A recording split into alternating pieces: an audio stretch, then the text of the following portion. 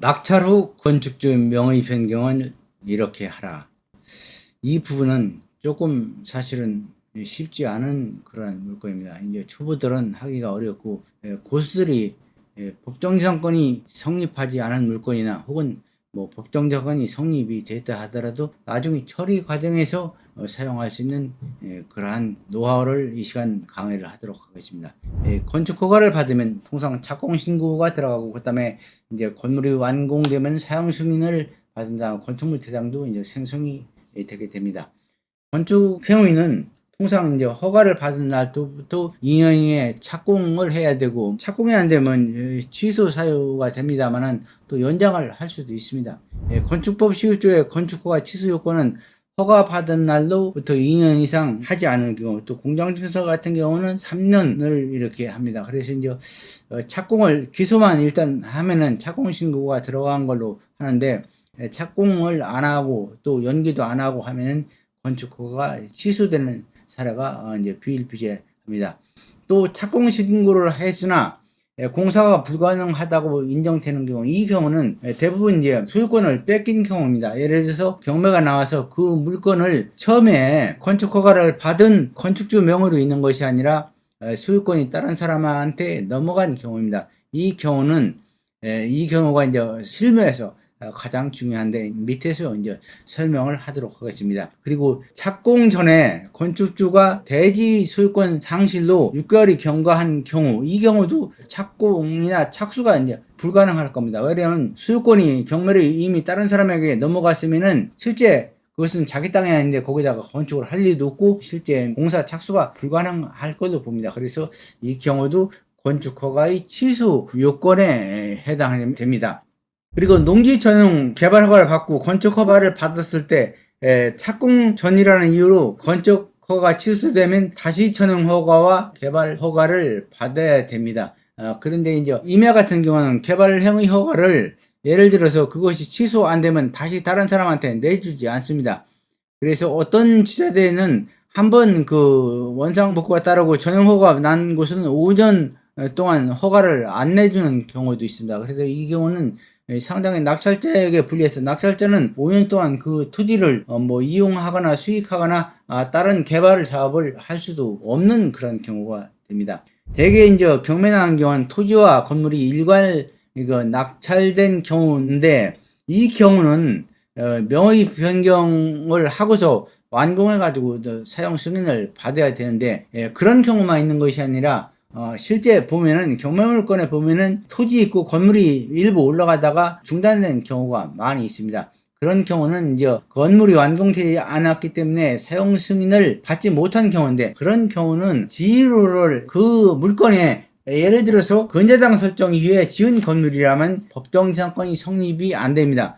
그렇다면은 그 건물을 지율 청구를 원인으로 해가지고서 경매를 집어넣어가지고서 그 토지 소유자가 낙찰을 받아가지고서 건축을 해가지고서 사용 승인을 받고 준공을 맞는 경우입니다. 그 경우가 많이 이제 발생하는 경우고, 그리고 토지와 건물이 경매로 나올 때는 반드시 건축물 대장을 봐야 됩니다. 건축물 대장이 없으면 사용 승인이 안 하는데, 건축물 대장을 없으면 건축물 대장을 만들어가지고서 나중에 사용 승인을 받고 이제 등기 절차도 이렇게 하면 되는데, 통상 개발이 완료되지 않은 개발 중간에 있는 그러한 경우는 대의 등기를 해서, 채권자가 대의 등기를 해서 보존 등기를 해가지고서 일괄 경매를 집어넣는 경우가 많이 있습니다. 왜 그러냐면 토지만 경매이고 건물은 경매 대상이 아니라면은 많은 사람들이 입찰을 꺼려합니다. 법정이상권 문제도 있고 명도관계나 처리관계에서 좀 어려움이 따르기 때문에 초보자들이 접근을 하지 못합니다. 그래서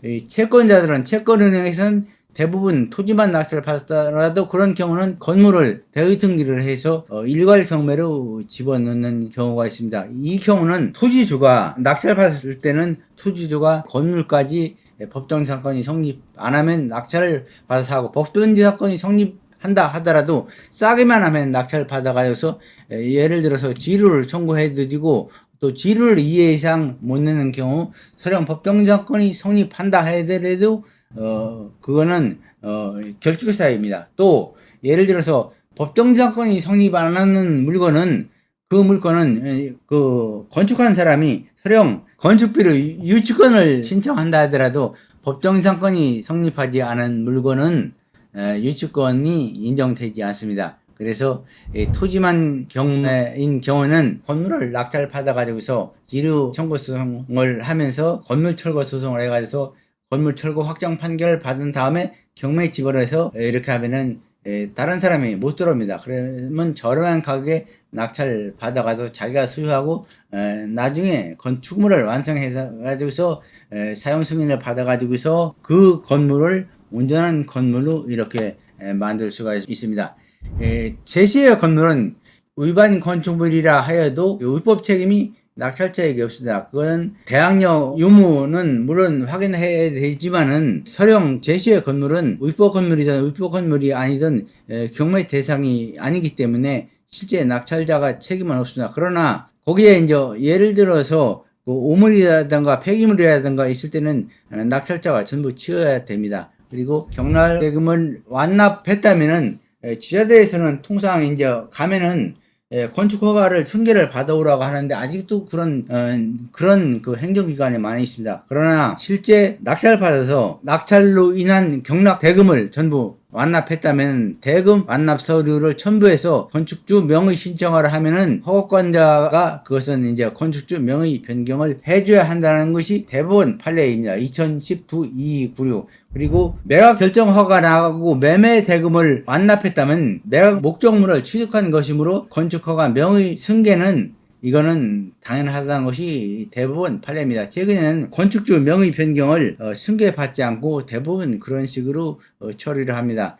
대부분에서는 매각 결정이나 매각 대금 완납 서류 그리고 권리관계를 증명할 수 있는 예를 들어서 등기하고 나서 등기권을 가지고 가면은 건축주 명의를 변경을 해두게 되어 있습니다. 그러나 아직도 그 승계 받아오라고 하고 하는데 그것은 이제 돈을 조금 이렇게 주고 승계 받아오는 경우도 있지만은 직접 이렇게 법원 판례에 따라서 처리해도 됩니다.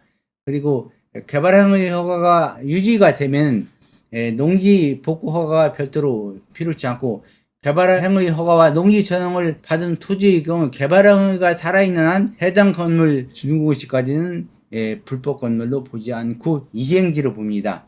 대법원 판례 2019-296에서도 한번 언급했습니다만은 대금 완납하고 그거를 그 서류를 갖다 내면 그것은 권리관계 변경사에 해당해서 행정관청에서는 그 사람으로 건축 명의들을 변경해 줘야 됩니다. 건축주 명의 변경은 대법원 판례에서 많은 판례가 나왔습니다. 최근에 판례가 나왔습니다.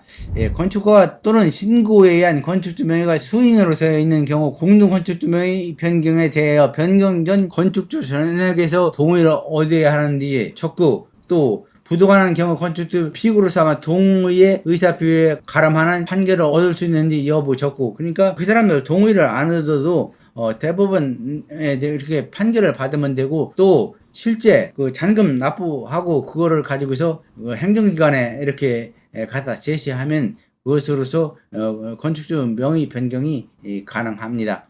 그래서 건축주 명의 변경이 신고 시 건축할 대지 소유 권리와 관계가 없는 경우 신고를 수리해야 되는 데와 관련하여서 그거는 이제 거기야 권리관계가 없으면 당연히 안 해줍니다. 그러나 등기를 하고 대금을 완납하고 한 경우에는 건축주 명의 변경을 해줘야 됩니다. 마지막으로 이것으로서 이제 결론을 내도록 하겠습니다. 민사집행법에 따른 경매 절차에서 매수이든 매각 대금을 사는 매각의 목적인 권리를 취득하는 점 등을 종합하면 토지와 그 토지의 건축 중인 건축물에 대해서 매각 절차상 확정된 매각 허가 결정서 및 그에 따른 매각 대금 완납 서류 등은 구건축법 시행 규칙 제11조 1항 규정에 된 권리관계 변경 사실을 증명할 수 있는 서류에 해당한다고 봄이 상당하다. 이것을 가지고 이제 결론을 맺도록 하겠습니다. 그래서 최근에는 이렇게 통상 처리를 많이 합니다. 이것은 이제 초보자가 하기 좀 어려운 비교적 이제 중수 이상이 처리할 그런 문제인데 처리를 몇 번 해보면